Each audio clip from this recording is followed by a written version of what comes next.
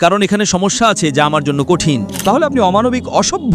এটাই মানুষের অজুহাত। আপনি কি আমার উত্তর শুনবেন? কিন্তু আপনি মনোযোগ সরাতে চেষ্টা করছেন। তার মানে আপনাকে চেকআপের জন্য যেতে হবে। কারণ কি কারণ? আমার ধারণা আছে।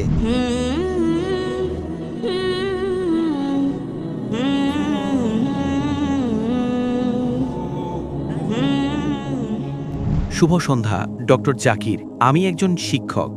আমি এখানকার একটি বিশ্ববিদ্যালয়ে পড়াই। আমার প্রশ্ন ঈশ্বরের অস্তিত্ব নিয়ে, এবং আমি অমুসলিম, অখ্রিস্টান, আর দুঃখিত, আমি কোনো ধরনের ঈশ্বরে বিশ্বাস করি না, বাইবেল, গীতা, কোরআনে। একজন শিক্ষক হিসাবে আপনি জানেন আমি ছাত্রদের জন্য পরীক্ষা নেই, কারণ আমি একজন মানুষ, আমার জ্ঞান খুব সীমিত। কিন্তু আপনার আগের ইউটিউব ভিডিওতে আমি দেখেছি যা আমি খুব উপভোগ করেছি। আপনি উল্লেখ করেছেন যে ঈশ্বরও পরীক্ষা নিয়েছেন আর অনেক পরীক্ষা নিচ্ছেন। তাই আপনি যদি ঈশ্বরকে একজন শিক্ষক হিসেবে বিবেচনা করেন যে তিনি পরীক্ষা নিচ্ছেন, তাহলে আমি এতে একমত নই। কারণ আমরা মানুষ হিসাবে অবিচার, সংঘাতের মতো মানবিক সমস্যায় ভুগছি। আপনি আমার চেয়ে বেশি জানেন, অনেক বেশি। এই পরীক্ষার জন্য আপনি জানেন মানবতা কষ্ট পাচ্ছে। তাহলে কেন এমন? এটাই আমার প্রশ্ন। ভাই, দুইটি অংশে একটি প্রশ্ন করেছেন।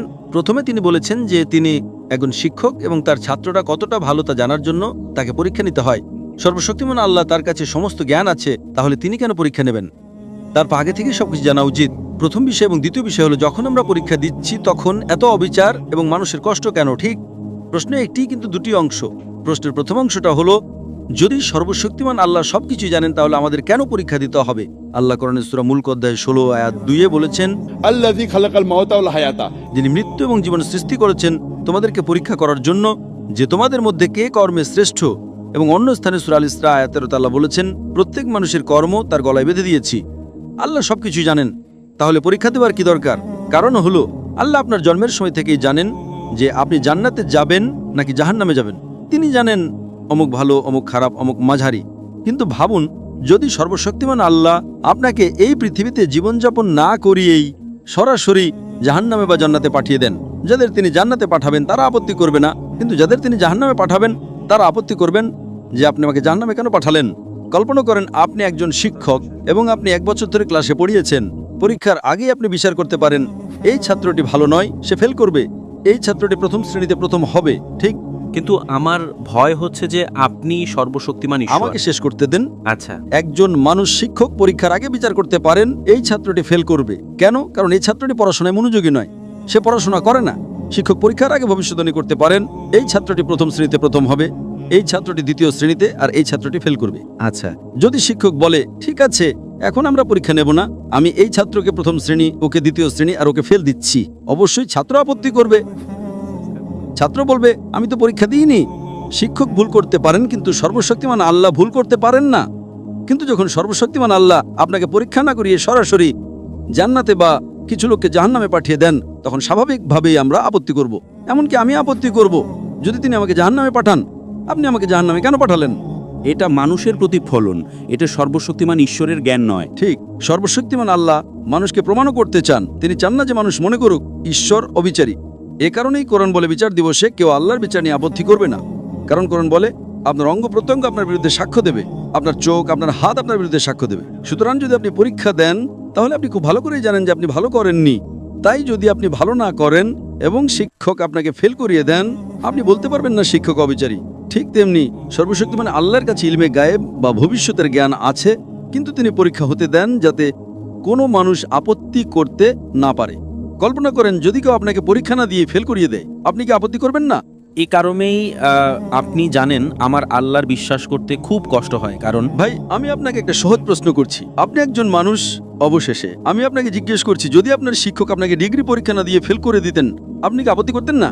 অবশ্যই, কারণ আমি একজন মানুষ। ঠিক এ কারণেই যাতে আপনি আপত্তি না করেন আপনাকে পরীক্ষা দিতে হবে। এটাই আপনার প্রথম প্রশ্নের উত্তর। হ্যাঁ, আপনার দ্বিতীয় প্রশ্নের উত্তর হলো, যখন আমরা পরীক্ষা দিচ্ছি আমরা দেখি অনেক লোকের দুঃখ, কষ্ট এবং অনেক ভুল জিনিস ঘটছে। এটাই পরীক্ষা। যেমন যখন আপনি আপনার ছাত্রদের পরীক্ষা দেন, আপনি জানেন কিছু ছাত্র সারা রাত জেগে থাকে।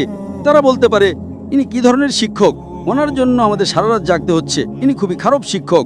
এটা একটা পরীক্ষা, এবং পরীক্ষা যত কঠিন হবে পুরস্কারও তত বেশি। দ্বিতীয় শ্রেণীতে পড়া খুব সহজ, দশম শ্রেণীটাও সহজ, কিন্তু যখন মেডিকেল পরীক্ষার জন্য পড়েন, আমি আমার মেডিকেল পড়াশোনা শেষ করেছি, আমাদের দিনে 18 ঘন্টারও বেশি পড়াশোনা করতে হতো। এটা অনেক কঠিন। আমি বলতে পারি না ঠিক আছে ইনি কি ধরনের শিক্ষক, কি কঠিন পরীক্ষা। তখন আমার জীবন অসহ্য হয়ে গিয়েছিল। এটা একটা পরীক্ষা, আমি যদি পুরস্কার চাই আমাকে এই পরীক্ষা দিতেই হবে। এই জীবন ভাই পরকালের জন্য একটা পরীক্ষা, আর আমরা পরীক্ষা দিচ্ছি। এবং এই জীবন কিভাবে কাটাতে হবে তার নিয়ম কানুন কোরআনে দেওয়া আছে। এই কোরআন আমাদের শিক্ষা বই। প্রত্যেক পরীক্ষার জন্য আপনার একটা পাঠ্য বই থাকে। সিলেবাস ছাড়া আপনি পরীক্ষা বসবেন কিভাবে? ঠিক না ভুল? হ্যাঁ, একদম।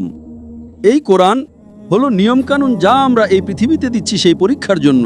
যদি আপনি নিয়মকানুন মেনে চলেন তাহলে পরীক্ষায় উত্তীর্ণ হবেন, যদি না মানেন তাহলে ফেল করবেন। যারা সত্যি এই বইটা জানে তাদের জন্য এটা কোনো দুঃখের বিষয় নয়। আমার জন্য জীবন একটা পরীক্ষা, আর আপনার, কারণ আপনি সিলেবাস জানেন না, এ কারণে এটা আপনার জন্য দুঃখের। যখনই আপনি সিলেবাস জানবেন, দেখেন একজন বুদ্ধিমান ব্যক্তি যে প্রথম শ্রেণীতে প্রথম হয় সে উপভোগ করে, যারা মাঝারি এবং ফেল করে তারাই সমস্যায় পড়ে। তাই যদি এই সিলেবাস খুব ভালো করে বুঝতে পারেন এবং যদি সর্বশক্তিমান আল্লাহ আমাদের স্রষ্টার আদেশ পড়েন তাহলে জীবন সুন্দর হবে, এটা খুব সহজ হবে এবং জান্নাতে যাওয়ার ফলাফলের জন্য ভালোবাসবেন। আশা করি উত্তরটা পেয়েছেন। আপনাকে অনেক ধন্যবাদ। এবং আমার দ্বিতীয় প্রশ্ন হলো, যখন আপনি দেখেন একটি বাঘ একটি হরিণকে হত্যা করে তার খাবার বানাচ্ছে, তখন কি আপনি খুশি হন? কারণ এটি সৃষ্টি, ঈশ্বরের সৃষ্টি। আপনি জানেন আমরা মানি যে ঈশ্বর সর্বশক্তিমান, কিন্তু আমার প্রশ্ন হলো যখন একটি বাঘ একটি হরিণকে হত্যা করে তাকে খাবার বানায় তখন কি আপনি খুশি হন? আগেও এই ধরনের সৃষ্টি নিয়ে আমি প্রশ্ন করেছি ঈশ্বরের গুণ কি, ঈশ্বরের দর্শন কি, অনেক উত্তর আছে, কিন্তু সেই উত্তরগুলো স্ববিরোধী।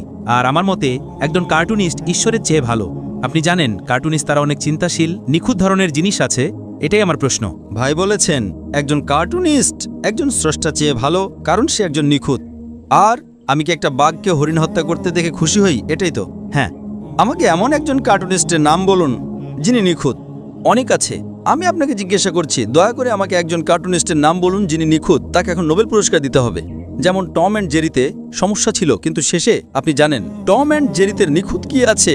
এটা তো বিনোদনের জন্য, শেষে সবকিছু ঠিক হয়ে যাবে। টম অ্যান্ড জেরি কি নিখুঁত? আপনি কি মনে করেন টম অ্যান্ড জেরি নিখুঁত? হ্যাঁ, কার্টুনে অসম্ভব জিনিস সম্ভব করা হয়। তাহলে তো আপনার টম অ্যান্ড জেরির মতো দেখতে হওয়া উচিত।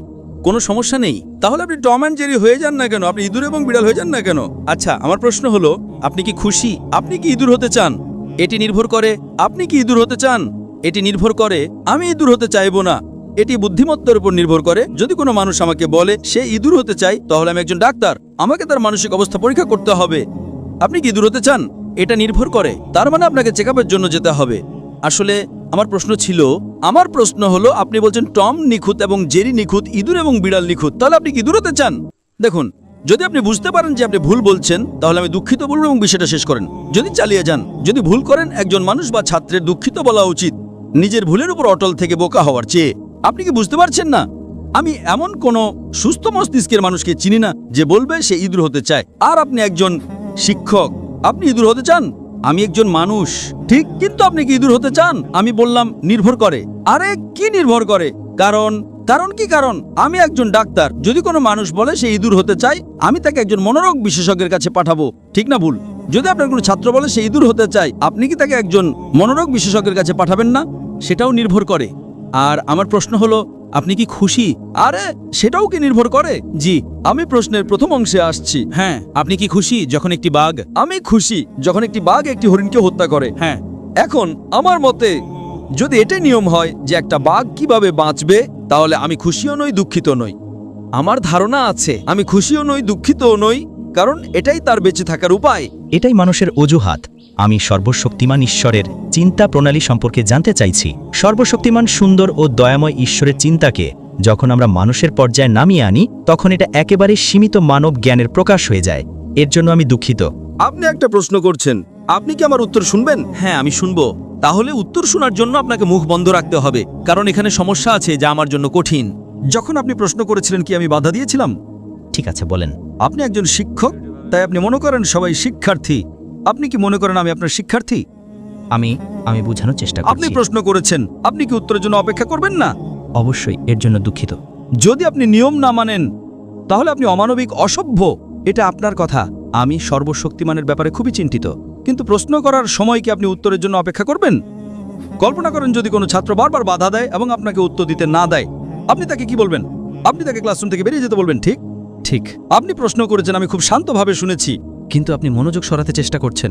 কারণ আমি জানি আপনি খুবই চালাক, মুখ বন্ধ রাখুন, নয়তো আমাদের অন্য কাউকে সুযোগ দিতে হবে। আমি খুব দয়ালু ছিলাম, আপনার দুটো বাক্যে প্রশ্ন করার কথা, আমি আপনাকে অনুমতি দিয়েছি, আমি উত্তর দিচ্ছি, আপনি বাধা দিচ্ছেন। বাধা দিয়ে কি আপনি মনে করেন আপনি একজন শিক্ষক আর আমি আপনার শিক্ষার্থী? আপনি প্রশ্ন করেছেন, আমাকে উত্তর শেষ করতে দিন। আমি উত্তর শেষ করার পরে যদি আপনি কিছু বলতে চান আমি আপনাকে সুযোগ দেব। ধন্যবাদ। জানেন আপনি সবার সময় নষ্ট করছেন। প্রথম প্রশ্নকারী এসে 40 মিনিট সময় নিয়েছিলেন, এখন আপনি আরো 40 মিনিট নিতে চান। সুতরাং প্লিজ আপনি কি মুখ বন্ধ রাখবেন? তাহলে আমি বলবো, আমাকে দয়া করে বলতে হবে না। এটা ডেমোক্রেটিক নয়। এটা ডেমোক্রেসি নয়, এটা নিয়ম কানুন। আপনার ডেমোক্রেসি আপনি আপনার বাড়িতে করতে পারেন, এটা বাড়ি নয়। এটা প্রশ্নোত্তর পর্ব। প্রশ্নোত্তর পর্ব শুরু করার আগে আমি আপনাকে নিয়ম কানুন বলেছিলাম, এখন আপনি নিয়ম কানুন ভাঙতে চান। আপনি কিভাবে শিক্ষিত? যদি আপনি শিক্ষিত না হন আর যদি আপনি সভ্য না হন, তাহলে অন্যদের থেকে আপনি কি আশা করেন?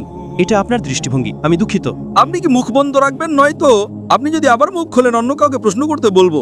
ঠিক আছে, বলেন। আমি মনে করি আপনি ইংরেজি বোঝেন না। আপনি ইঁদুর হতে চান, আমি কি করতে পারি? আপনি বলছেন কার্টুনিস্ট নিখুঁত এবং নিখুঁত কার্টুনিস্ট টম অ্যান্ড জেরি, তার মানে আপনি ইঁদুর হতে চান। আপনি বলছেন এটা ঈশ্বর আর আমরা মানুষ, কিভাবে বুঝবো? আমি মানুষের সাথে কথা বলছি, তাই আমাকে মানুষের যুক্তি নিয়েই কথা বলতে হবে। আমি ইঁদুরের যুক্তি বা বাঘের যুক্তি নিয়েও কথা বলতে পারি না। আপনি বললেন আপনি আমাদের মানুষের সাথে কথা বলছেন, অবশ্যই আমি মানুষের সাথে কথা বলছি। তাও যদি আপনি আমাকে প্রশ্ন করেন যে আমি কি খুশি যখন আমি একটা বাঘকে হরিণ হত্যা করতে দেখি, আমি খুশিও নই, দুঃখিত নই। আমি কেন খুশি হব এবং আমি কেন দুঃখিত হব? এটাই সৃষ্টির নিয়ম। যখন আমি শ্বাস নিচ্ছি, আমি লক্ষ লক্ষ জীবাণুকে হত্যা করছি। আমি কি খুশি? আমি খুশিও নই, দুঃখিত নই। জীবন এমনই। আপনি যদি খুশি না হন তাহলে শ্বাস নেওয়া বন্ধ করুন।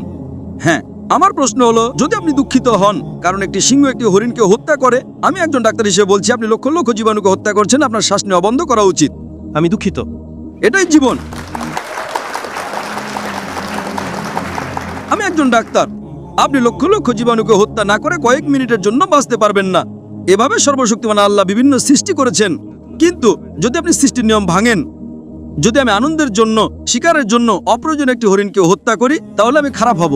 শিকারের জন্য, আনন্দের জন্য, আমি আমার আনন্দের জন্য একটা পিঁপড়াও হত্যা করতে পারি না। ঠিক আছে, আমি নবী মুহাম্মদ সাল্লাল্লাহু আলাইহি ওয়াসাল্লামের মতে একটি চড়ুইও হত্যা করতে পারি না। কিন্তু সিংহ তার বেঁচে থাকার জন্য যদি সে একটি হরিণকে হত্যা করে, সে নিয়ম মানছে, কোনো সমস্যা নেই। কিন্তু আমি আমার আনন্দের জন্য, আমার শিকারের প্র্যাকটিসের জন্য, আমার শুটিংয়ের প্র্যাকটিসের জন্য একটি বাঘকে হত্যা করি, এটা সম্পূর্ণ ভুল, এটা মানবতার বিরুদ্ধে। কিন্তু আমি জীবাণু হত্যা করছি কারণ এভাবেই আমি বেঁচে থাকি। এভাবেই সর্বশক্তিমান আল্লাহ তৈরি করেছেন। তিনি লক্ষ লক্ষ জীবন্ত প্রাণী তৈরি করেছেন, কোটি কোটি। প্রত্যেকের নিজস্ব নিয়ম আছে। এই নিয়ম কানুন কোরআন কেবল মানুষের জন্য, বাঘের জন্য নয়, হরিণের জন্য নয়, ইঁদুরের জন্য নয়। ইঁদুর এবং হরিণের একটি ভিন্ন নিয়ম কানুন আছে। জীবন কিভাবে কাটাতে হবে এই নিয়ম কানুন মানুষের জন্য। সর্বশক্তিমান আল্লাহ মানুষকে পছন্দ করার স্বাধীনতা দিয়েছেন। বাঘ এবং হরিণের নিজস্ব কোনো স্বাধীন ইচ্ছা নেই, তারা অভ্যাস অনুসরণ করে, তাদের কোনো স্বাধীন ইচ্ছা নেই। কেবল মানুষ এবং জিনের স্বাধীন ইচ্ছা আছে। এখন যেহেতু আমাদের স্বাধীন ইচ্ছা আছে, সর্বশক্তিমান আল্লাহ আমাদের কিছু নিয়ম কানুন দিয়েছেন। আপনি কি করতে পারেন আর কি করতে পারেন না। আপনি যদি কি করতে পারেন এবং কি করতে পারেন না সেই নিয়মগুলো মানেন, তাহলে আপনি এই পরীক্ষায় উত্তীর্ণ হবেন এবং জান্নাতে যাবেন। বিষয়টা হলো, আমি সর্বশক্তিমান আল্লাহর অস্তিত্ব নিয়ে একটি বয়ান দিয়েছিলাম, আপনি তা নিয়ে কিছু বলেননি। যদি আপনি বিজ্ঞানে বিশ্বাস করেন তাহলে এটা কোরআনে কিভাবে হতে পারে? আপনি তা নিয়ে কিছু বলেননি। এখন আপনি জিজ্ঞাসা করছেন যে একটি বাঘ হরিণ হত্যা করলে আপনি খুশি হন কি না। আমি খুশিও নই, দুঃখিতও নই, এভাবেই সে বাঁচবে। তাই উত্তর হলো, আমি খুশিও নই, দুঃখিতও নই যখন একটি বাঘ একটি হরিণকে হত্যা করে। কিন্তু আমি খুব রাগান্বিত এবং খুব দুঃখিত হই যদি কোনো মানুষ একটি বাঘকে হত্যা করে তার শিকারের প্র্যাকটিসের জন্য, কারণ এটা সর্বশক্তিমান আল্লাহ আমাদের স্রষ্টার নিয়মের বিরুদ্ধে। আশা করি উত্তরটা পেয়েছেন। অনেক ধন্যবাদ। আসসালামু আলাইকুম। ভিডিওটি ভালো লাগলে চ্যানেলটি সাবস্ক্রাইব করুন।